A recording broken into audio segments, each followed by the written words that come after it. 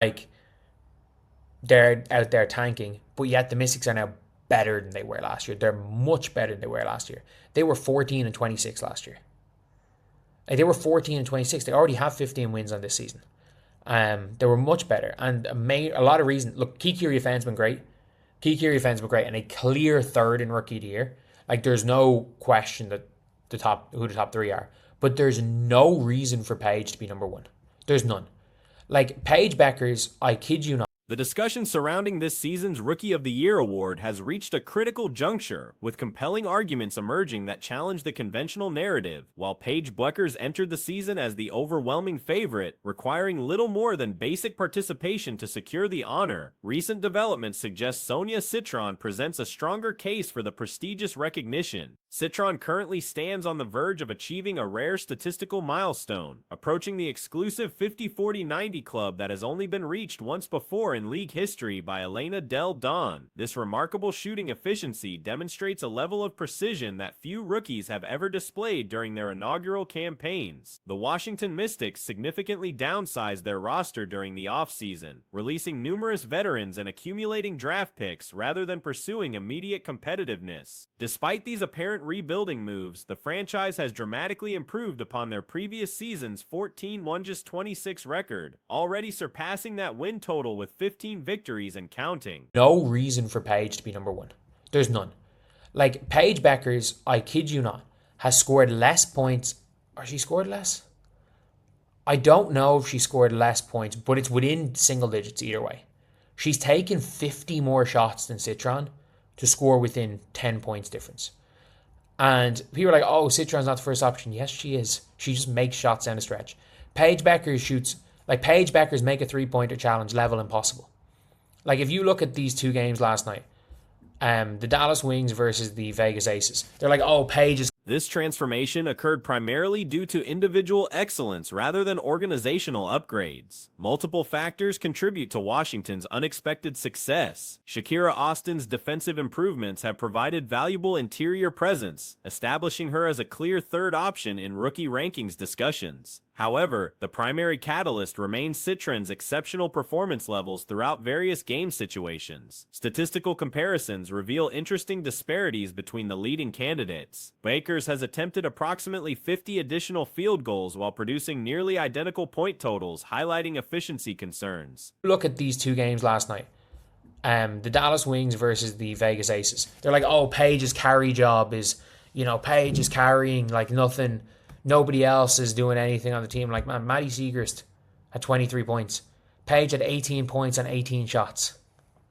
Like, I'm sorry, that's every game for Paige Bueckers. 18 on 18 shots. 29 on 21 shots.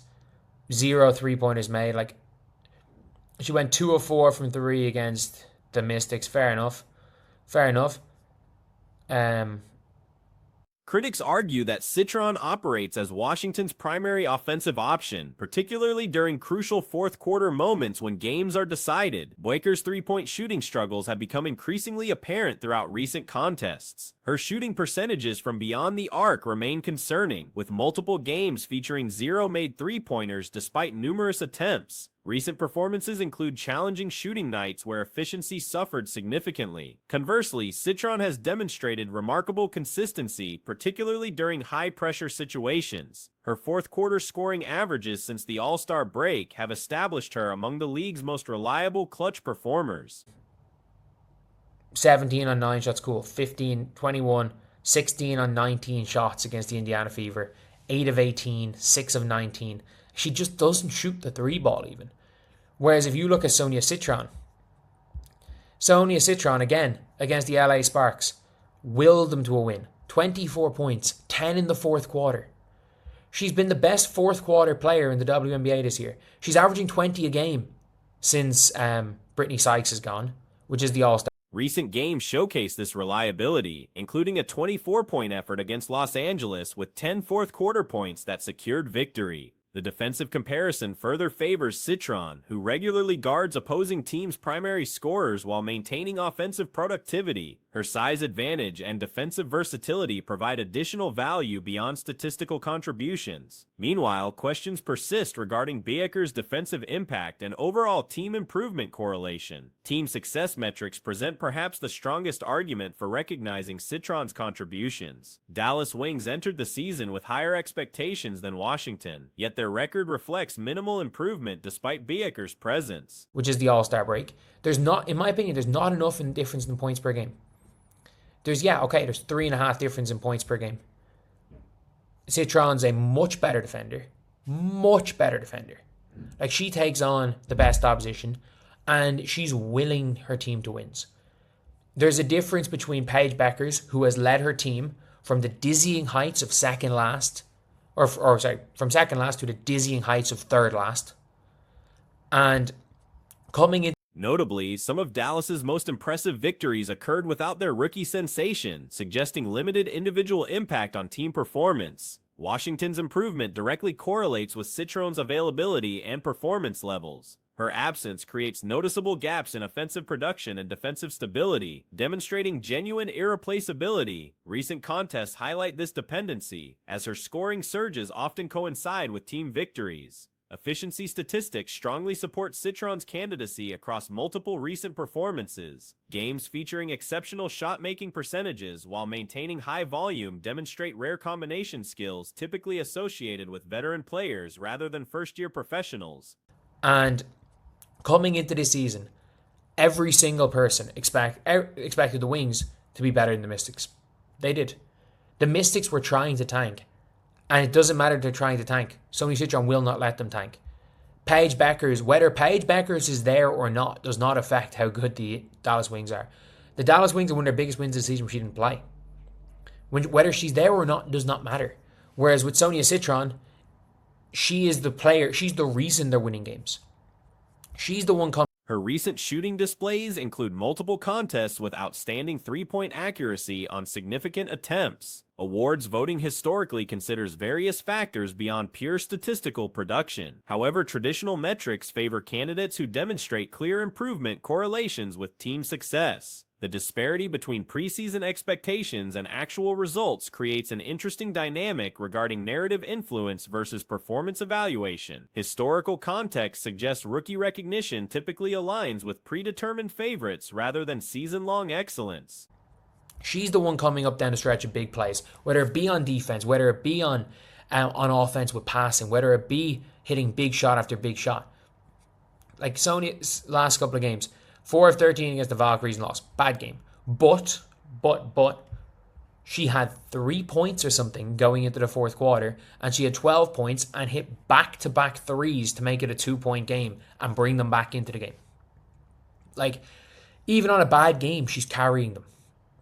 She's keeping them. Previous examples demonstrate how early season betting odds often predict eventual winners regardless of competitive developments throughout the campaign. Current odds heavily favor Bueckers despite statistical and team success arguments supporting alternative candidates. Comparative analysis with recent rookie classes reveals interesting parallels and distinctions. Previous winners demonstrated various combinations of individual statistics, team improvement, and narrative appeal. The current race features unique circumstances where expected outcomes may not align with performance-based evaluations.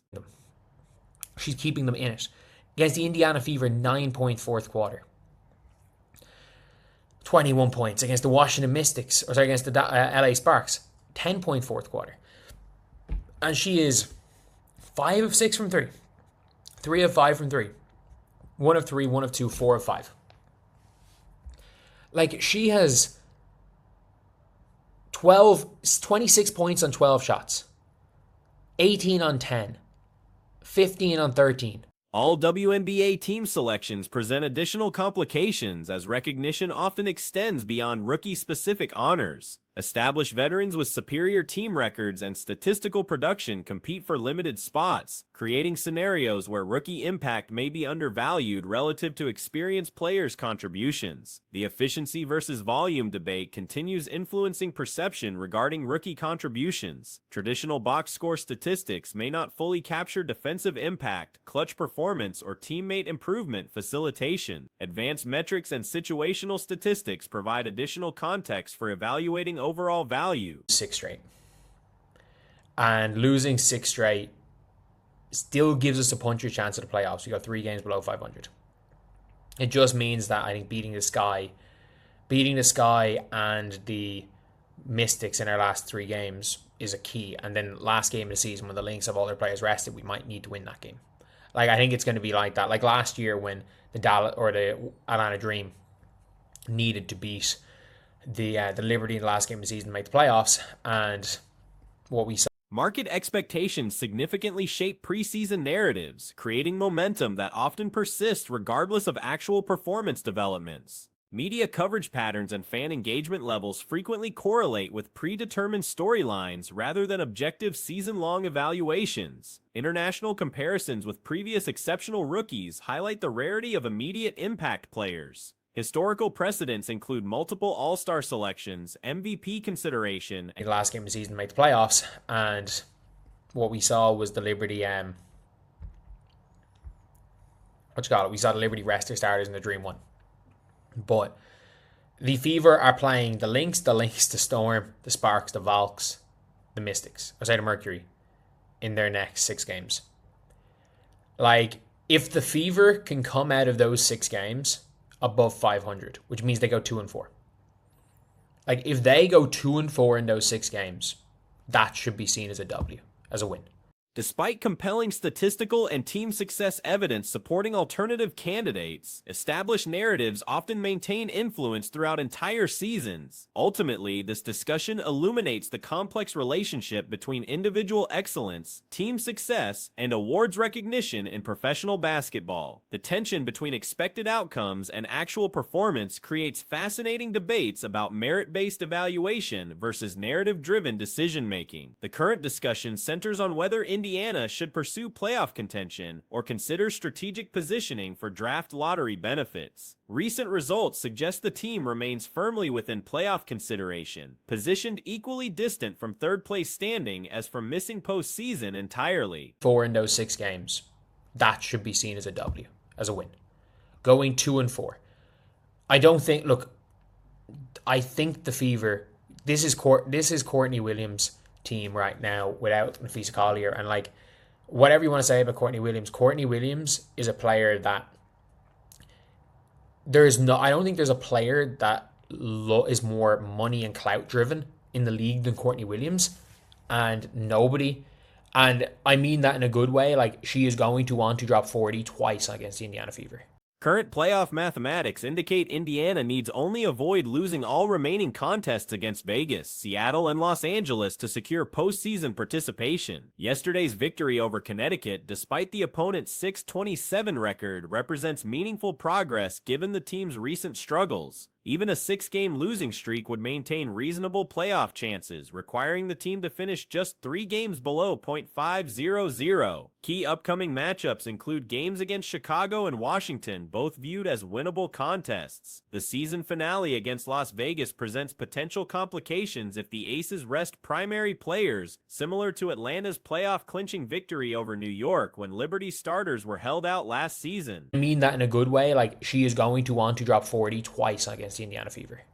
The Seattle Storm need that win. The Sparks need that win. And then we could be looking at 4 losses in a row. And then we have to go and face the Valks in Valhalla, where I don't know if that's a game we can win. So we got to talk about, should we tank or should we go for the playoffs?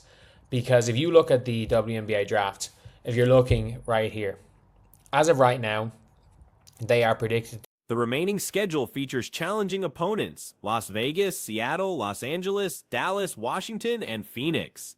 Managing a 2-4 record through these 6 games would constitute acceptable performance given the competition level. Minnesota currently operates as Courtney Williams' team without Nafisa Collier, and Williams represents one of the league's most competitive players who will likely target strong performances against Indiana. Both Seattle and Los Angeles desperately need victories for their own playoff positioning, potentially creating 4 consecutive defeats before facing Dallas in their home venue, where victory appears uncertain. Draft positioning analysis reveals intriguing possibilities if Indiana opts for lottery participation. As of right now, they are predicted to draft Garzon from Maryland. I don't think Garzon's a bad shout. And I think when it's all said and done, like this mock draft is wild. I mean this when I say this. There is no way our fam is dropping to 7.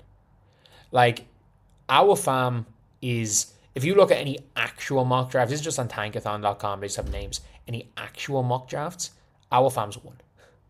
Like, the mock, in my opinion, the draft starts after our fam. Current projections suggest Maryland's Garzone as a potential selection, though mock draft accuracy varies significantly. Most credible evaluations place Alfam as the consensus first overall pick, with the actual draft beginning after her selection. Alfam's credentials include starting center duties for Spain's national team and impressive Eurobasket performance, including approximately 20 points against France in semi-final action. Her professional readiness appears undeniable, making her the clear top choice regardless of team needs. Las Vegas, holding the second pick, would likely select Lauren Betts, though her immediate impact remains questionable. The draft starts after our fam at 1. She's gone 1, and it is hilarious. I always find it hilarious that I didn't even realize that I've coached against her brother. Like, her brother was playing over in Ireland from the time he was about 16. Like, I had no idea of that. I had no idea that. It was just, I saw her being listed as Awa TM, and I'm like, oh, Talifam TM. Surely they're related. I was like, yeah, they were. But like, she's gone 1. She's gone 1. It's a given. She's a starting center for Spain. She might serve as a situational player rather than starter, potentially behind Jessica Shepard if healthy. Seattle at 3rd would probably choose between Paige Johnson and Olivia Miles, while Washington would definitely select Miles if available. Chicago, controlling Connecticut's pick, presents unpredictable decision-making given their management history. They might select either Garzone or Assi Fudd, creating uncertainty throughout the top 5 selections. Latson could potentially fall outside the top 5, though Garzone dropping to Indiana's 10th position appears unlikely. She's gone 1. She's gone 1. It's a given. She's a starting center for Spain.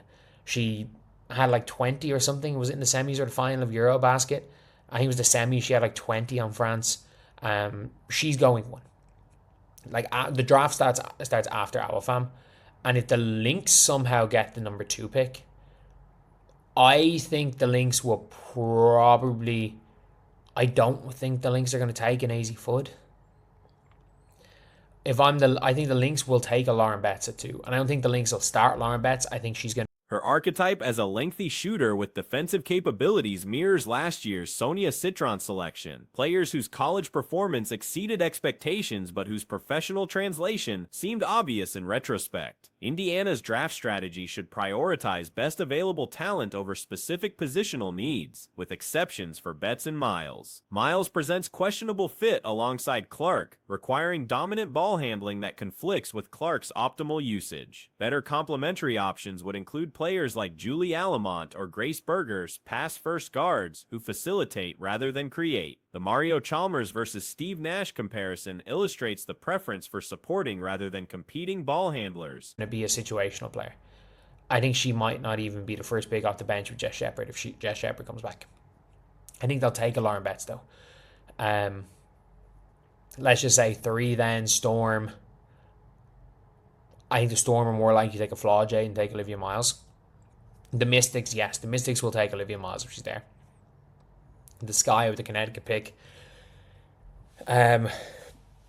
Knowing this GM, they're probably going to take Garzon. Paige Johnson represents an ideal selection if available, offering dynamic scoring that would thrive in Indiana's system. 5th position likely provides access to Johnson, Tia Latson, or similar talent levels. Latson offers Kelsey Mitchell-esque scoring ability with Kennedy Carter explosiveness, potentially serving as an immediate bench contributor rather than starter. Her bucket-getting ability could provide valuable offensive spark without disrupting existing rotations. Later selections present less appealing options.